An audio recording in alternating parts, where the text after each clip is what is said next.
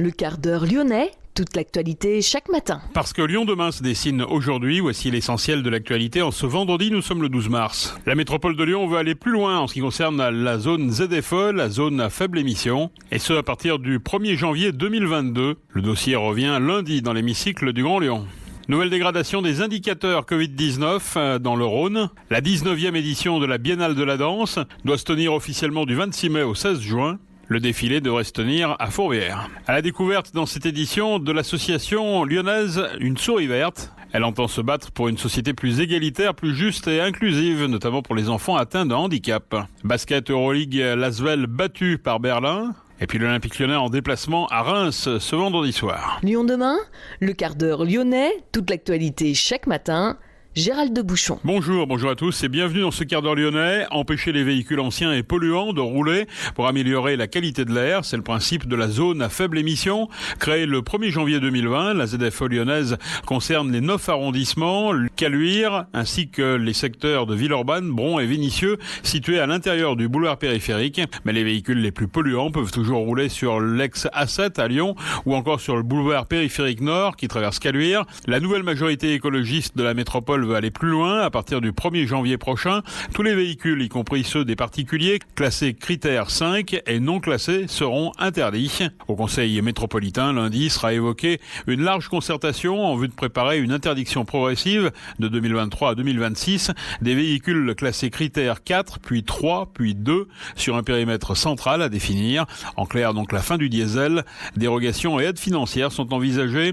À droite, on dénonce toutefois une mesure antisociale qui va imposer à plus de 300 000 propriétaires de changer leur véhicule rapidement et pour les plus modestes qui n'auront pas la capacité financière à renoncer à leur voiture. Lyon demain, la radio sans pub. L'heure est à nouveau à la dégradation des indicateurs depuis quelques jours dans le Rhône. Le taux d'incidence continue de remonter, atteignant 239 pour 100 000. Le taux de positivité remontant à 7,2%.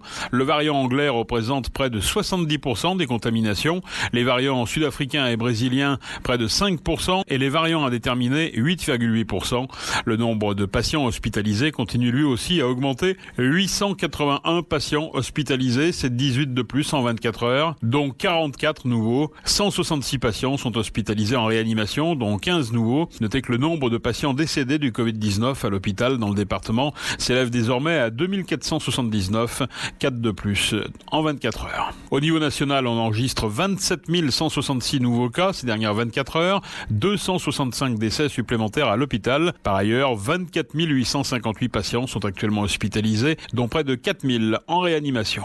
La 19e édition de la Biennale de la danse devait avoir lieu en septembre dernier à Lyon, en résonance avec la saison Africa 2020, initiée par l'Institut français. En raison de la crise sanitaire, l'événement n'a pu se tenir. Il est théoriquement reporté du 26 mai au 16 juin. L'un des temps forts de cette biennale est bien sûr le défilé, en présence de milliers de spectateurs, souvent massés le long de la rue de la République. Pour que ce rendez-vous populaire soit maintenu malgré les circonstances, un nouveau format sera présenté en partenariat avec les Nuits de Fourvière, les 29 et 30 mai, au Grand Théâtre, devant un public assis, composé exclusivement de participants et de leurs familles. Il est prévu que 12 groupes issus de la métropole et de la région Auvergne-Rhône-Alpes se produisent pour 3 représentations.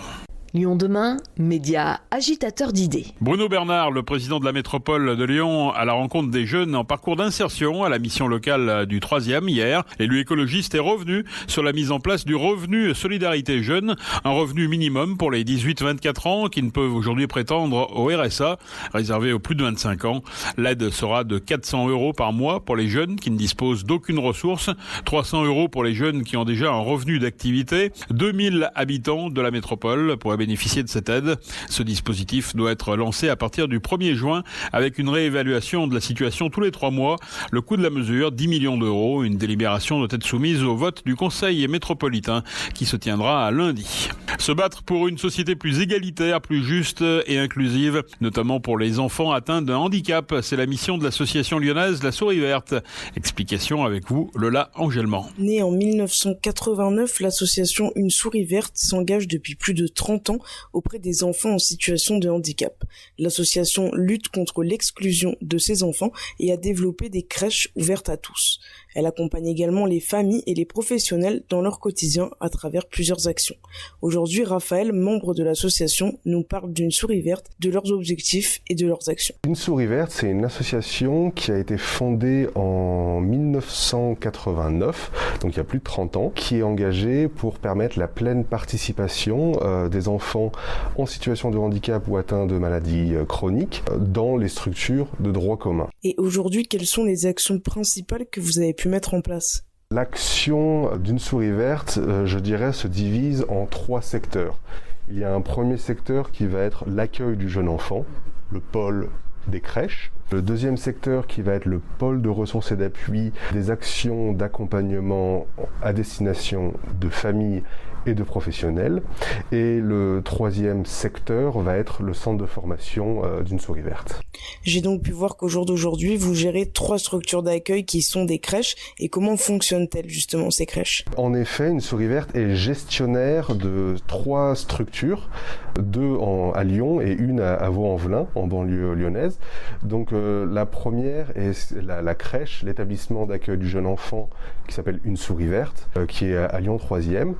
Une autre qui a le statut de micro-crèche qui est à Lyon 7e, qui s'appelle Souris 7. Une autre structure à Vaux-en-Velin qui, je crois, a 12 places d'accueil au sein de sa structure. Ce sont des crèches avant tout. Ce ne sont pas des structures du médico-social, ce sont des crèches qui accueillent tous les enfants et dont un tiers des places sont réservées pour les enfants en situation de handicap ou atteints de maladies chroniques. Et en tant que parent, comment préparer son enfant à ces rencontres en crèche ? Très souvent, on a des idées préconçues de ce qu'est le handicap, mais dans le milieu adulte, on l'évoque à travers le milieu du sport, à travers le milieu professionnel, l'accès à l'emploi, mais souvent, dans la petite enfance, il peut y avoir soit le tabou, soit tout simplement la méconnaissance de ce que peut être le handicap vécu dès la toute petite enfance.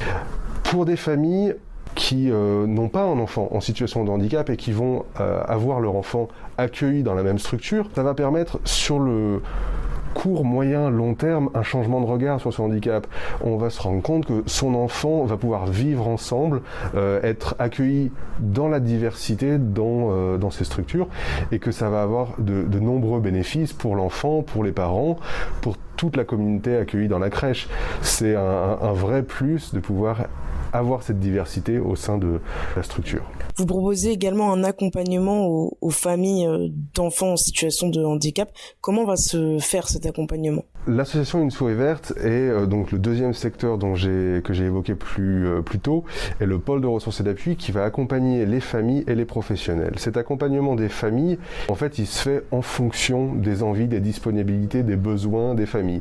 Ça peut être un accompagnement très très court pour un temps ou simplement même une réponse à une question.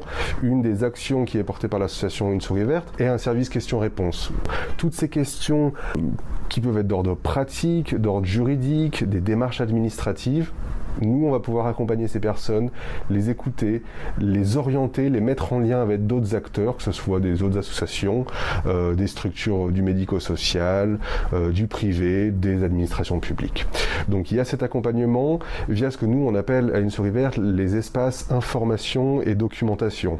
C'est à la fois un centre de documentation, accessible à Lyon dans les locaux de l'association, entièrement gratuit. Toute personne peut venir consulter, emprunter gratuitement des ouvrages. Il y a le site également enfantsdifférents.org qui est un portail, un site de ressources à destination des familles et des professionnels pour également avoir énormément de renseignements, d'informations sur le handicap dans l'enfance. Et pour vous, quelle est la meilleure manière de changer le regard des autres sur le handicap ? Nous sommes tous concernés par le handicap. Et il n'y a pas besoin d'avoir quelqu'un dans sa ligne directe pour se sentir concerné. Nous le sommes tous.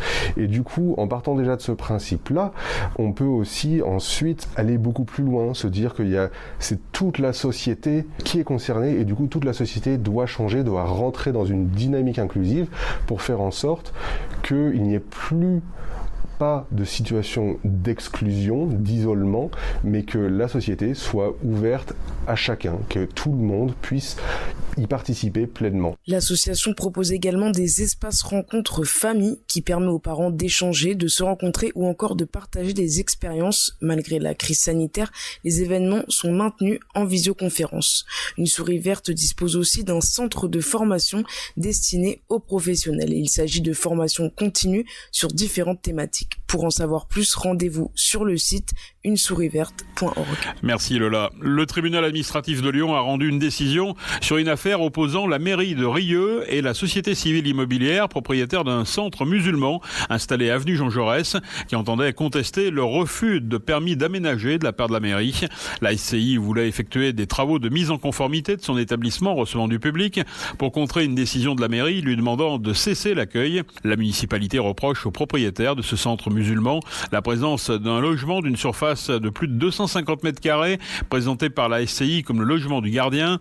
Le tribunal a jugé que le maire de Rieux avait bon droit à estimer que ce logement était susceptible de servir au sommeil du public la nuit, complète le tribunal. Ce centre musulman abrite un courant mystique de l'islam. Pour nous écouter en voiture, utilisez l'application Lyon Demain. Basket en Euroleague, Asvel battu par Berlin à domicile, 89-95. Après la défaite face à Dijon, l'équipe du président Tony Parker s'est encore inclinée donc face à Berlin. 4e revers consécutif. Avec 8 victoires et 4 nuls, l'Olympique Lyonnais reste sur 12 matchs sans défaite, loin du Groupama Stadium. Depuis son unique défaite à Montpellier, c'était le 15 septembre dernier. Le match de ce vendredi à Reims, où l'Olympique Lyonnais n'a plus gagné depuis 2015, est aussi marqué par une autre série dont il faudra se méfier. Celle entretenue par l'équipe champenoise à domicile. 8 matchs sans défaite depuis le 6 décembre. L'Olympique Lyonnais ne déplore en tout cas ni blessé ni suspendu pour ce déplacement à Reims ce soir à 21h. Tino Cadver, préservé le week-end dernier en raison d'une alerte musculaire, est bien opérationnel. C'est la fin de ce quart d'heure lyonnais. Merci de l'avoir suivi. On se retrouve bien sûr lundi pour une nouvelle édition. En attendant, restez prudents.